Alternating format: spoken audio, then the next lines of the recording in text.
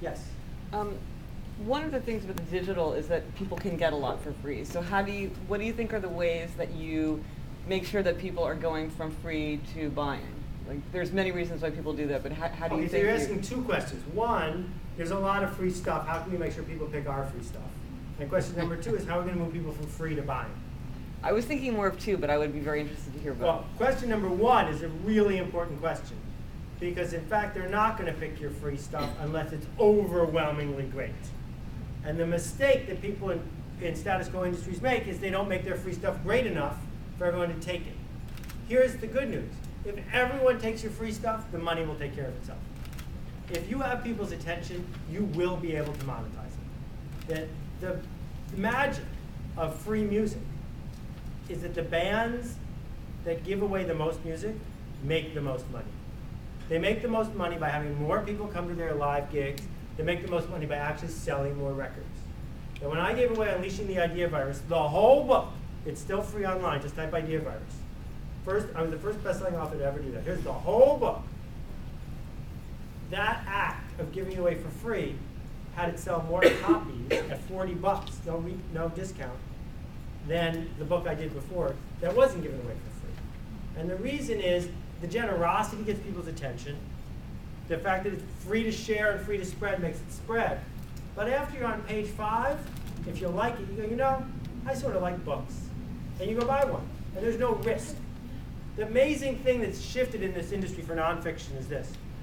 If you bought a book in 1970, you did not know what it was about. Now, if you buy a book, you only buy a book that you know what it's about, a nonfiction book.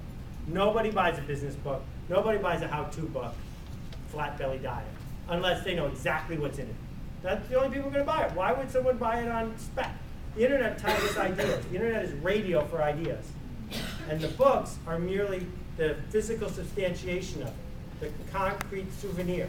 But that seems clearly true for major, like famous, very well-known, very well-established. Completely see that happening everywhere.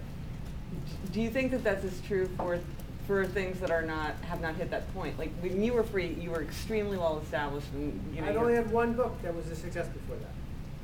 Just one. Right? But the answer is, let's say it's literary fiction, the one that everyone in book publishing loves. Typical literary fiction, home run, 5,000 copies. How are we going to make literary fiction persist? Well, the answer is the great literary fiction editors, the ones who are good at selection, the ones who are good at editing, must make a direct connection with people who love literary fiction.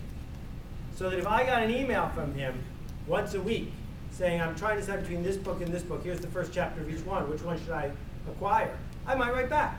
If there was a salon, online or in the real world, where I could go and talk about it and meet other people who were into it, I might go.